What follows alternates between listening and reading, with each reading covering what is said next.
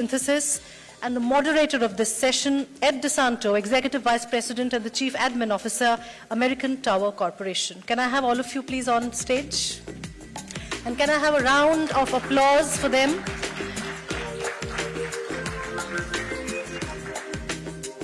Very, very important session this. I welcome all of you and I thank all of you for taking out the time to speak at this very important panel. I hand over the session to Ed DeSanto, the moderator. Thank you. Thank you. Good afternoon.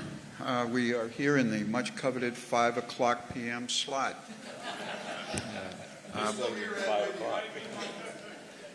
No, a lot of people fought for this, but we all said, no, this is ours.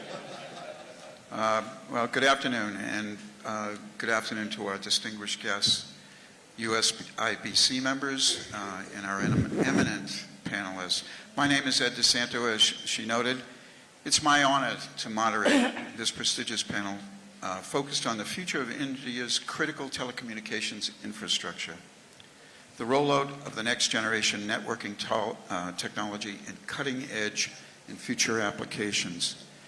On the heels of a very successful set of reforms that where there were commitments to support the 5G overall program, and there was an incredibly successful auction, the regaining of the sort of the financial strength of the network folks.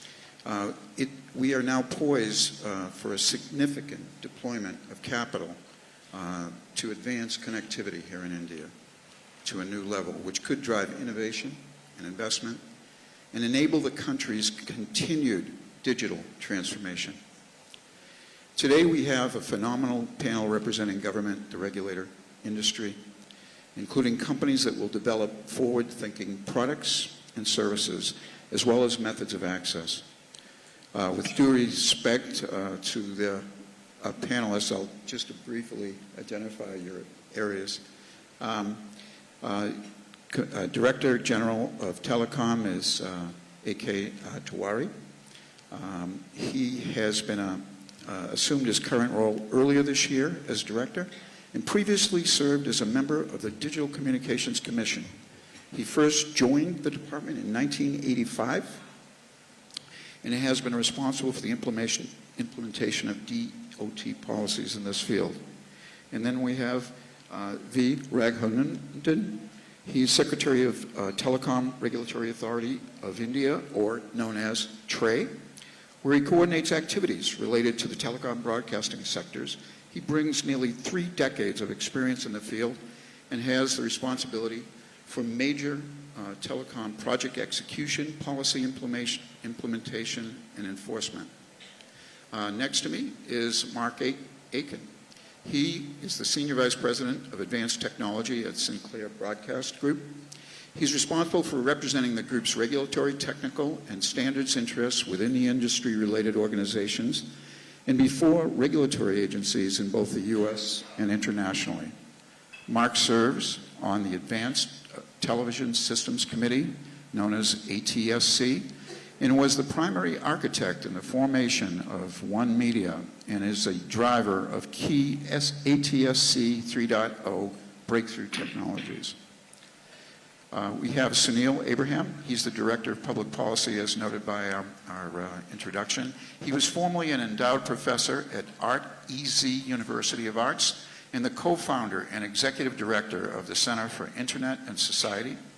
He's a board member of Open Society Foundations and managed the United Nations International Open Source Network from 2004 to 2007. And at the end, we have Ganesh Menon. He's the Chief Strategy Officer for Jet Synthesis, one of India's most innovative companies in the gaming, digital media, and consumer internet domains. He brings 25 years of experience in M&A, strategy, and consulting, and previously spent over 20 years at KPMG. With that, I'd like to begin with member Tiwari, if I could. You were one of the key architects of India's 5G journey. The recent 5G auctions were a clear success, due in part to the discussions and coordination with industry, as well as a series of committed reforms to licenses, fees, spectrum, and payments in the lead-up to the auctions. Bids totaled over $18 billion US dollars equivalent, but the auctions were quick with a high percentage of spectrum purchase. So, first question. So what's next in India's 5G rollout?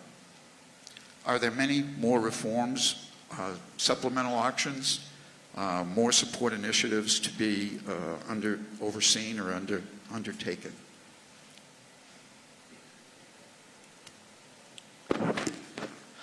Good afternoon. This auction recently, it was held in somewhere on 26th to 30th July, and this was very successful auction, and this was having mid-band 300 to 3670 megahertz millimeter wave, and one new band was 700 and 600 megahertz. 700 was also sold actually, apart from many other legacy bands. So for the coming future actually, and our service providers along with the OEMs, they are already, in the process of rollout of the network. And officially network will be launched somewhere in the probably coming India Mobile Congress, which is scheduled to be held from 1st October to 4th of October. So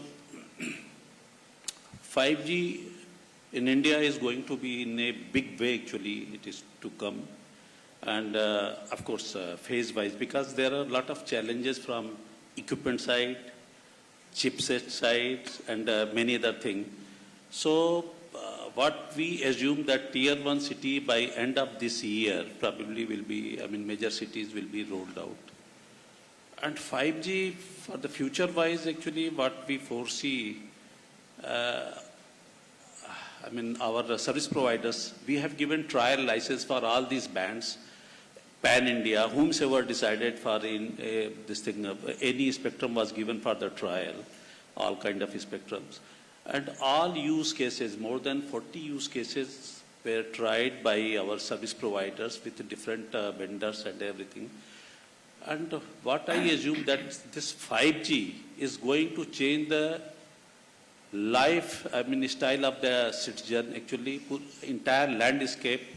Because this 5G, apart from the 4G, over and above the 4G, everybody knows that it is having many better features like ultra reliability, low latency, and enhanced mobile broadband, so and machine type communication. So I foresee, apart from this, for the common persons, basically there will be huge industrialization, Industry 4.0.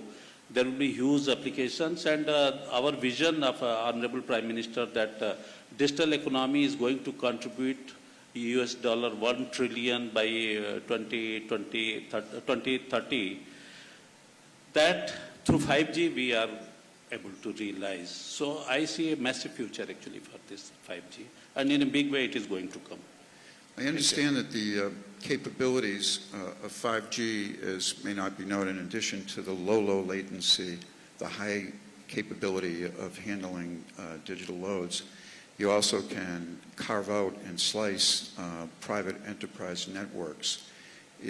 I assume that's part of the longer-term vision for 5G implementation across the country. And in that regard, do you anticipate that the rural areas will first be covered on the low bands, and the urban areas more the mid bands of spectrum?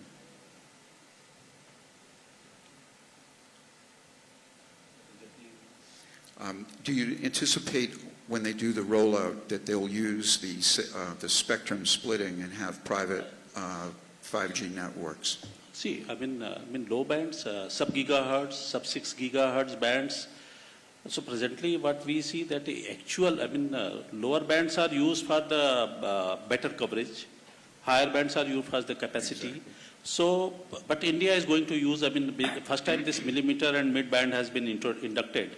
So that way the real, enhanced mobile broadband speed and all these things, that will be availed by the mid-band and millimeter.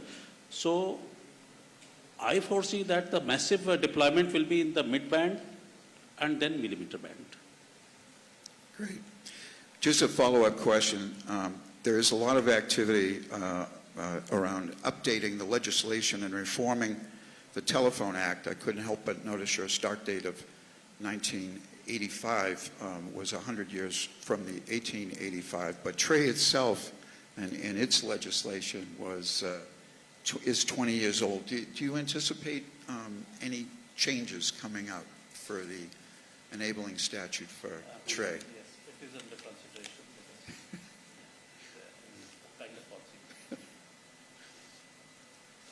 consideration. What can you share about DOT's plans, process, and timing for updating the Act? Do you have any, are there specific things that TRAE is doing with respect to 5G in terms of its oversight or engagement with users and regulations for 5G? Anything different?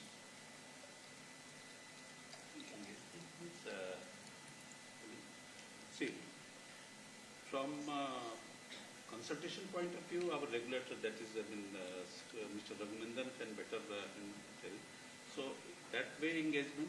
But apart from this, what TRAE gave, at DOT level also, from the government level, engagement from the OEMs, from any other, see, last year, we did a major reform in our telecom industry from DOT side. That was a quite big reform and a big relief too. And day to day, every day, there is already consideration for ease of doing business and all these things.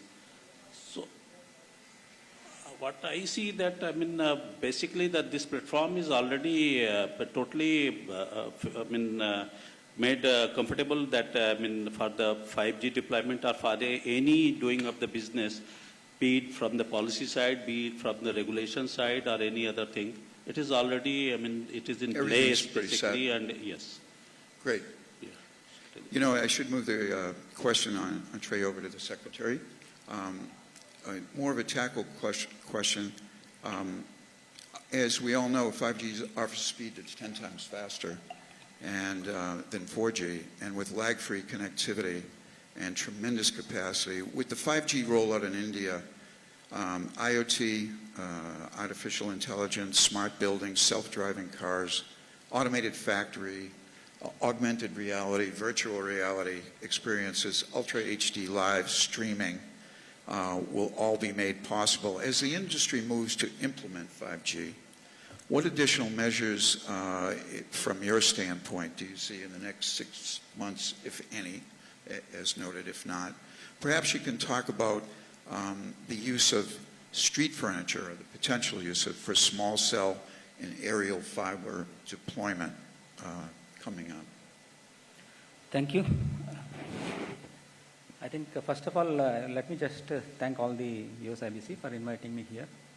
And as you have seen the success of the auction, for the first time, the 100% recommendations of TRA with respect to 5G has been accepted by the government, and it's a comprehensive document of 436 pages. Now coming back to your specific question of street furniture, TRAE has been working comprehensively on, and we had come out with a consultation paper also. We are in the final process of giving the recommendations on the street furniture, because as you told that in the 5G, the applications which you are talking about, it requires a heavy densification of sites. So the moment the densification of sites come into picture, so the most important thing is the right-of-way permissions for the street furniture, etc. So what we have thought about it is that we have taken a pilots. Their pilot is mainly for testing from the perspective of the technology. So we have taken up pilot projects, a particular port, smart city, and a metro, and also a port, airport. So these are the 4 pilots where the processes for whether it is street furniture, whether it is for the deployment of these heavy densification of cells, and how these processes, the bulk processes, can be actually facilitated by the regulator to see that ultimately this faster deployment takes place, so that the challenges of deployment, one of the key things which the service providers are facing, that we are trying to address through that. So that is the point which I wanted to say. Thank you. Yep. Please. Regarding this street furniture, see, currently we are having close to 2.5 million of towers. So for the 5G, we feel that it will be manifold, actually, 3 to 4 times, 5 times. So recently, this Department of Telecommunication, central government is working hectically with all state governments. We have rolled out, as Mr. Raghunandan has already mentioned, right-of-way portal, actually, under Gati Shakti, PM Gati Shakti program. And not only this, right-of-way permissions, rules have been aligned with the state governments. Now the street furnitures can be utilized for overhead optical fiber also. And the charges had been reduced drastically. So that is what I was saying, that ease of doing business and regulatory compliances, burden reduction actually. So this is also one major step. I just forgot to mention that. The charges are very low, drastically reduced. Right-of-way permissions are being granted within 10 to 27 days. That is the usual time nowadays. Earlier it was years. So that should help. Yeah. The deployment. We will be coming out with the comprehensive recommendations. They have already taken some steps. So we will be further so in coming out addition with to the first yes. pilots, you're actually Yes, starting yes. to connect things. Let's see.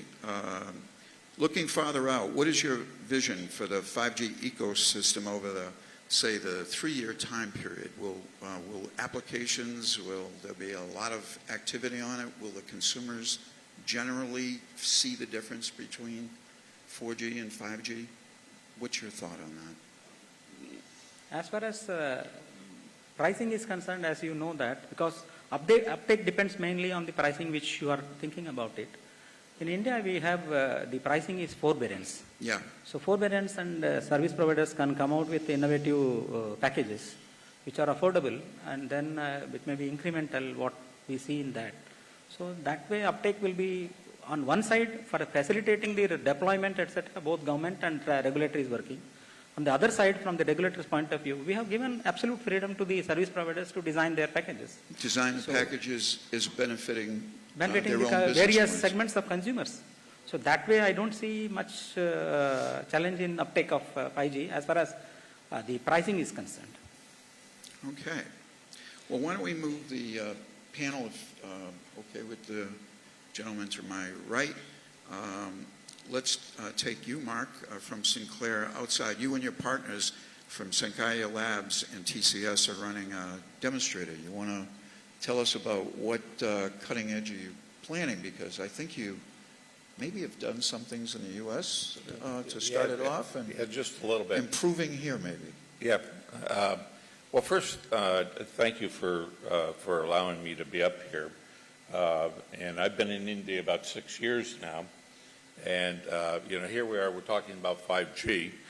But at the same time, we know that 6G's got to be on people's minds. And one of the reasons we teamed up with Sankhya and invested in them was they were already thinking about 6G, about cognitive. So you're one full G ahead of us on this panel? Well, no, India is. India is. But yeah, outside the doors, we're doing a demonstration of direct-to-mobile, which is a standard that's in the process of being translated into a Indian TSI standard. And one of the important pieces of 5G that is often lost is the fact that 5G supports multiple communications platforms. It's not just about the nature of the spectrum, and it's not just about new 5G waveforms, but it's actually the ability to converge all of these different platforms in a most meaningful way to the consumer. And to the consumer, that means there are opportunities to address large populations in a very economical fashion. D to M, this broadcast standard, is about 40% more efficient than any of the 5G waveforms, and that leads to an opportunity when using broadcast to introduce a major sustainability factor with the integration of D to M inside of a cohesive, converged network of different capabilities. And, you know, one of the unique examples, for example, would be if you look at IPL and you have 20 million viewers at the same time. You've got 20 million one-to-one sessions that are being supported. That's more easily done, more effectively done, more economically and energy savings ways to do it with broadcast. One to many. You can actually slice the signal and send things Yeah, out. and again, within 5G, you can do slicing or chaining of services and have some services that are being broadcast. You have other services which are unique and unicast in nature. So at the end of the day, it's not about, 5G is not really one thing. No. 5G is about a whole lot of things. It's more a technology. It's a technology that the real task is making that technology invisible to the user, because the user experience, drive engagement. You know, we're going to hear about different kinds of engagement, from our friends at Meta. And, different kind of universe, actually. Pardon? Different universe. It could be. It's exciting that, teaming up with Sankhya, developing the first broadcast chip that, is of low power consumption, can reside inside of a typical cell phone, and support those kinds of services. And also, really, services like distance learning are a great example. And yes, spectrum is important there. So preservation of spectrum for direct-to-mobile is important. Low-band UHF, certainly from the standpoint of rural coverage, is exceptionally important when you're doing one-to-many. Again, particularly if you're looking at this in terms of the overall cost of a network and running a network, just a 10% savings in the power consumption in a single 4G network adds up to about $500 million in India. Now, run that across the multiple networks that are actually operating with 4G. And on top of that, when operating broadcast, you're operating at 40% lower power consumption on top of that.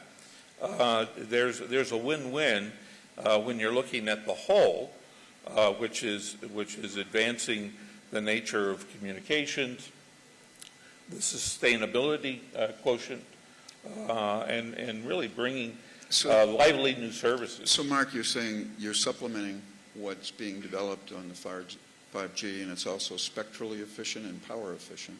Yes. And has greater flexibility than traditional broadcast by far. That's the simple way of saying it.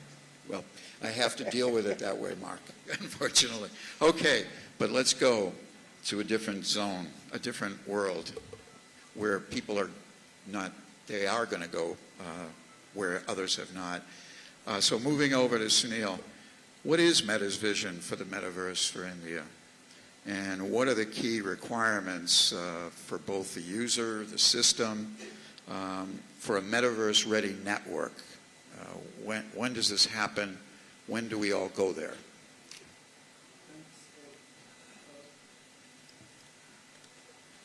Let me begin with Meta's vision for the Metaverse writ large and draw everybody's attention to two very different competing visions for the Metaverse.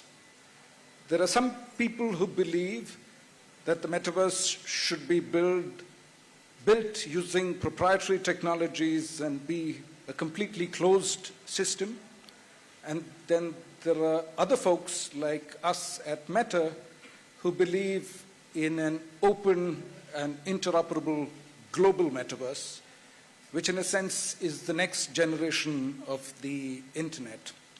We really don't want anyone to get stuck in an Apple metaverse or an Epic metaverse or even a Facebook metaverse or a Google metaverse. Whether you're in the Indian metaverse, which is in the title of this panel, or in the European metaverse, we want everybody to be able to communicate with one another and also do business with one another. So when it comes to the Indian metaverse, or even the global metaverse, we look at India and at various stakeholders within the Indian community for partnership in the construction of this new world of the metaverse. To begin with, of course, Indian software developers. I think by 2024, India will have the largest number of app developers across the world, and we believe a good percentage of these app developers will be partners with other metaverse producing companies such as ours. The second is, of course, the flourishing tech and startup ecosystem within India. I think it is this year where we have managed to cross the 100 unicorn target, and it is both these large companies and the small companies that will build the metaverse alongside companies such as Meta. And finally, the non-technical developers of the metaverse, we call them creators. Meta knows creators exceedingly well. Every day, millions of Indian creators on Meta products create exciting content, build audience networks, and also build monetization models. And we have been witness to their success, and we believe the very same community of creators, like the developers and like the enterprises, will be our partners in creating the metaverse. This vibrant ecosystem of metaverse creators will have a profound impact on the Indian economy. Meta did commission a research organization called the Analysis Group to model what the impact of metaverse technologies would be on the GDP of various countries and also on the GDP of the globe. I was fascinated when I skimmed through the report. I must admit that I did not read it. I'm not an economist, and I can't really understand the notation. But what struck me was, while the impact to global GDP was only meant to be 2.8%, the impact to Indian GDP 10 years after the technology has been adapted is 4.6%, 50% higher than the average impact to the global GDP. And given that I got out of engineering school before the Y2K opportunity, I was thinking of the exact parallel in the metaverse context. There weren't many systems in India at that time that ran on COBOL and that needed to be fixed from the perspective of the Y2K problem. But there were scores of Indian engineers that helped solve that global problem. And I think that's precisely what is going to happen with the metaverse. India is not just going to be a consumption economy or a consumer economy for metaverse technologies. India is going to be a producer economy for metaverse technologies. When it comes to the last question you asked, and the connection between metaverse as a use case and the topic at hand, which is 5G, everything that has been said so far is critical for the success of metaverse technologies: low latency, sustained throughput, low power requirements, and also thermal considerations, that the technology should not result in VR headsets overheating and posing a safety hazard to the users. I'll end there. So a little ways away, but it sounds like all the elements are coming in place for that vision, is what you're saying, Sunil. Yes. But I would think, given the GDP potentiality, if those economists are right, the investment seemingly would be worth it for, because this is a cross-border connectivity that you're talking about. So to have the one seamless metaverse, you need to connect with pretty strong networks elsewhere. Is that true? It seems to be. Sorry, I didn't get So the question. for the metaverse vision to happen, if we wanted to have India seamlessly create a universe that had the United States in it, you have to have very compatible connectivity, no? Yes, and again, perhaps there is a parallel to the current situation where in India and also I'm sure across the world, Wi-Fi has played a critical role in complementing existing telecommunication technologies. So at Meta, even though when it comes to latency and throughput, the requirement is equally served by 5G as a technology and Wi-Fi over 6 gigahertz as a technology. When it comes to the other two parameters, which is low power consumption and the heating of the device, it is Wi-Fi over 6 gigahertz that comes across as a clear winner. So given this analysis, it seems clear to us that what we want is a holistic approach to spectrum allocation. Spectrum definitely should be made available to those operators providing 5G services, but also some spectrum should be made available in a unlicensed or license-exempt fashion for Wi-Fi over 6 gigahertz. That would really serve the metaverse use case in a systematic fashion. Please. Okay. So, I mean, as such, recently in 2018, somewhere, I don't remember exactly the date, but on recommendation of TRI, the 5 gigahertz band was license exempted, actually delicensed. Close to 605 megahertz of the chunk was put for the current Wi-Fi uses, which we say 5G kind of thing. I mean, we get the notation 5G, but it is Wi-Fi 5. His demand is for 6 gigahertz band license.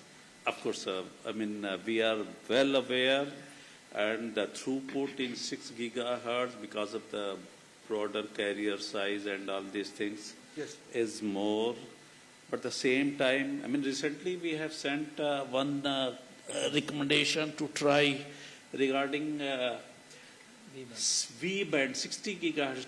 I mean, the bandwidth will be 2.16 gigahertz. I mean, carrier size, and the throughput will be huge. That also we have. We are actively considering your request and request of the industry. Actually, I mean, we are deliberating. There are some interministerial consultation. Let us hope. We cannot promise, but let us hope. So there's a lot of consideration and thought going into the metaverse. So now that we've crossed over that bridge, I think we should come to the next test. And so we turn to Girish. And Girish, you play a key role in one of India's leading OTT players, which include a portfolio of content creation, gaming platforms, and products. And so question for you, what are your thoughts on the impact of greater rural penetration and 5G services on gaming and promoting new and creative content, and maybe the economic possibilities associated with that? Sure. Thanks, Ed. Last panelist on the last panel, so really had to fight for it. So thanks for that. But let me take a stab at this from two perspectives, right? In terms of one, where we are today, and therefore, as we start, using the 5G technology, where can we sort of, get there? And I think what excites us about 5G is the multiplier effect that it can have on experiences as against just an incremental effect, right? So let me take two examples in terms of where we are today. So we've got, so we have two cricket simulation games, Real Cricket and Sachin Saga. They are the largest cricket simulation games in the world, right? We've got about 65% market share with that. What's interesting is these are very high engagement games, right? So we've got 2.5 million daily active users. They spend 80 minutes a day, right? So there are guys who are spending 80 minutes a day playing a game. No interruptions, right? No interruptions. Especially when you're trying to turn the cards right, over. Yeah. Right. So what this means then is if you extrapolate it, right, we're talking about roughly 6 billion minutes of gameplay a month. More than 50% of that is actually coming in tier 2 cities and beyond already, right? And this is with the current networks and capabilities that exist today. So there's already a lot of interest that exists within the user community when it comes to gaming, when it comes to complex high-end games. But the challenge is how do you get those games in those users' hands and offer them the functionality to be able to play that. So I think that's one point I wanted to make, right? The second angle is also around esports, right? So we've between Nordwin and Sky Sports, we've developed two of the largest esports platforms in the country. And Sky Sports particularly focuses on the grassroots for esports, right? Going into smaller cities, getting users to play games there, professionalize them and make them into professional esports athletes, right? Already, we are seeing a significant amount of traction, when it comes to those users.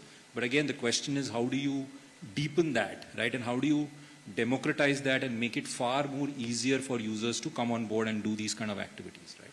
And I think that's where, the whole 5G rollout and adoption is going to significantly change things, right? So from our perspective, across all the elements and benefits of 5G, I think there are 2 or 3 key things that excite us, right? One is the speed, right? The concurrency and the low bandwidth, the low latency that exists. When you sort of put it all together and you then look at these use cases, right? So gaming in particular.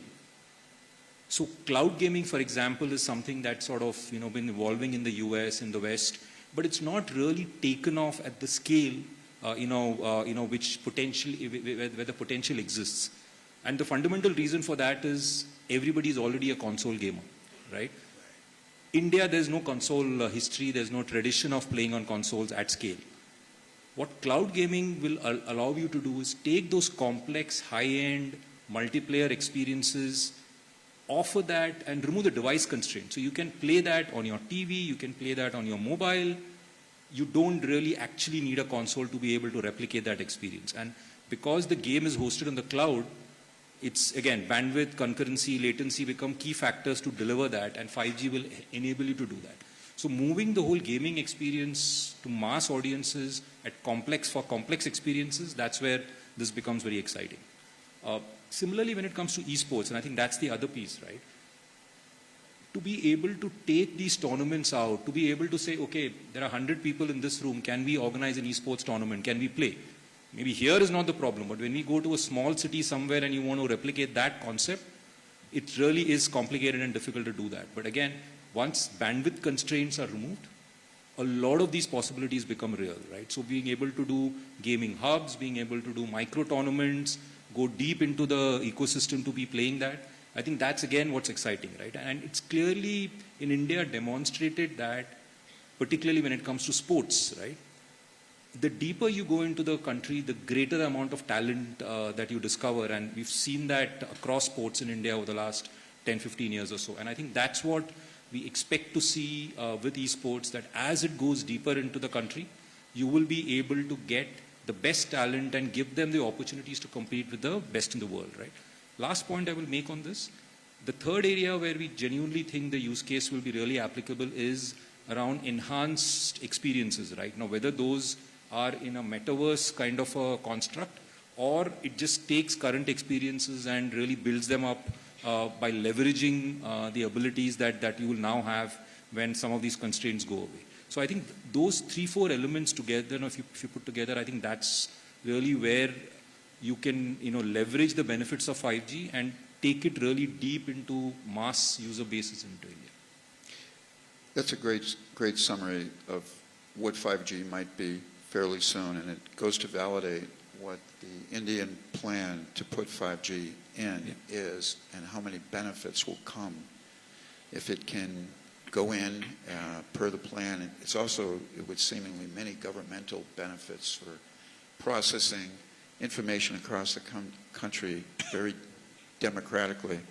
And because what you outline on gaming, it seems to me that over time you've got to move from the core cloud to the edge, so people in different parts of the country can have the same access in terms of speed, responsiveness, service level over time.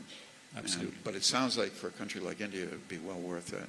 Okay, we were on the 3-minute warning, and I've been given a list of questions here, or I can't get through this. So I'm going to give the 3 questions first to the industry guys. You're going to answer all 3 in no more than 30 seconds, and I'd like it 20, frankly. If you could prioritize your top reform or action to promote a vibrant telecom sector, what would it be? Do you have a digital avatar? Yes or no? And if yes, is it different from your physical avatar? And you may claim the Fifth Amendment under the U.S. Constitution if you don't want to testify on that. And the third thing is, which app do you use the most on 5G, do you think, or will use the most? Okay. So let's start with Girish at the end. So I've lost track of your questions, Oh, but just let me give it a start go. with the last one. Right? Time is key here. So I think for me on 5G, the focus will be on complex gaming apps, particularly those which are universe-based, where you can actually have significant experiences. On the avatar side, yes, I do, but I've gone the boring way. Looks just like me, bald with a beard, easy to do. You've gone with the natural look avatar to yourself. Totally. Okay, There's too many options there. And you've answered the.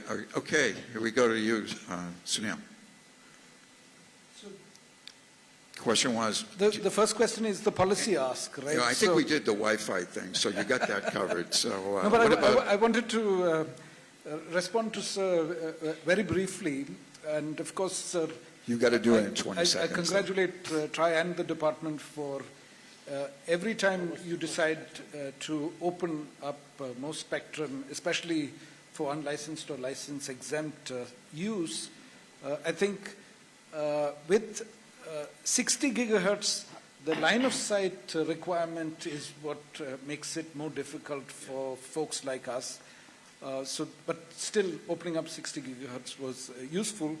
On what I will use these technologies for, I think in a country with so many different languages, real-time language translation would be very useful, and Meta is well on the way of building such technologies. We have a model called No Language Left Behind, supporting 25 Indian languages, and I don't have You're not going to disclose your avatar? No. Okay, Mark, you're up. Industry guys first. Here you go. Oh, You well, thought you I'll had a start break, at the end. right? My avatar The regulatory kind of guys looks got a like different me. question. Yeah. My avatar looks like me, That's the only way they could come up with another you. I guess. Okay. I don't know.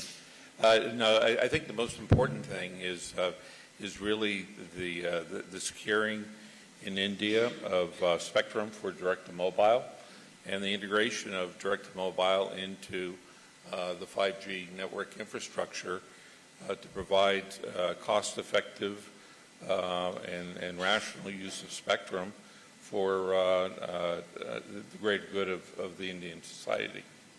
Excellent.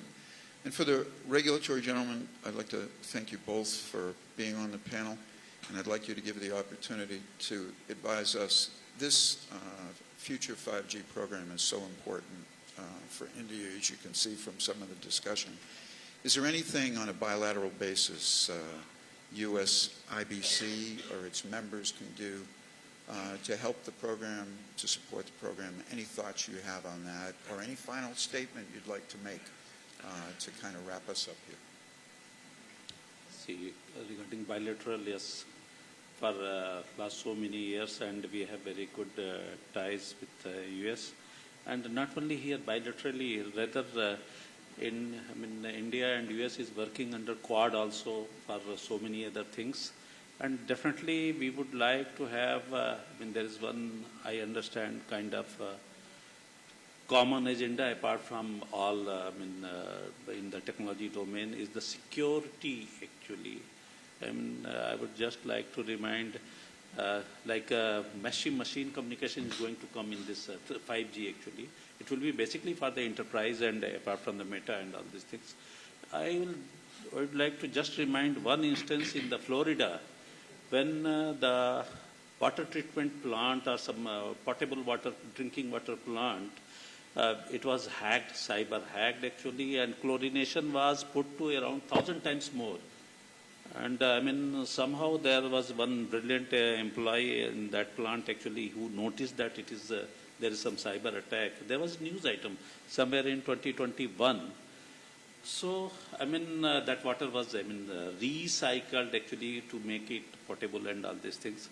Had it been served to the public actually, that would have been the really.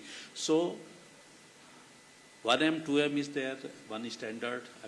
Your topic is connectivity to power smart cities, e-commerce, all these things. Okay, smart cities, suppose, they have to work on, they are working in silos actually, the proprietary kind of things which someone has mentioned. But if it is a international generic kind of standards, having all, this thing, security imbibed actually in that, security aspects are well been covered, then only it will be useful, otherwise someday it will be really catastrophic. So this is one caution actually.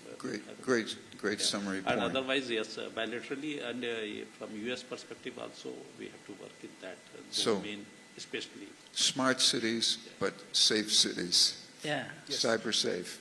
I would like to add to Mr. Sure. Tiwari about India as a regulator, TRA, and then FCC. We both have been having a good arrangement, regular interactions. There was no time which we have missed to have a bilateral meeting whenever we attend any multilateral meetings. So that is one thing, and then at every stage we had the meetings and then exchanged the best practices. And as far as the future regulatory challenges, what Metaverse is coming, whether the terrestrial versus satellite, etc., many challenges are coming. So we would like to continue to have discussions and then continued collaboration with FCC and US other stakeholders there to have a best practices section. Thank you. That's such a great thought. With all the space activity in LEO, the coordination effort, Yes. this is going to seem easy compared to that, I think, but it does call for a lot of good thinking and collaboration. Anyway, on behalf of the Business Council, thank you all. Take care. Thank you. Thank you. Thank you so much. Mr. Menon, we have another panel to go. This was not the last panel. Oh, okay.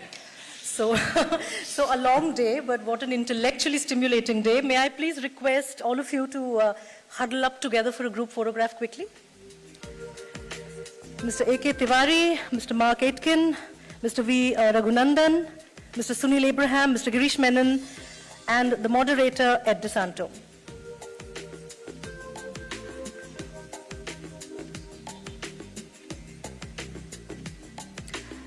Thank you very much for that riveting discussion on the future of India's 5G ecosystem, where we explored the latest trends in telecommunication that will drive innovation. Thank you very much, gentlemen, for taking out the time to share your thoughts with us. Can I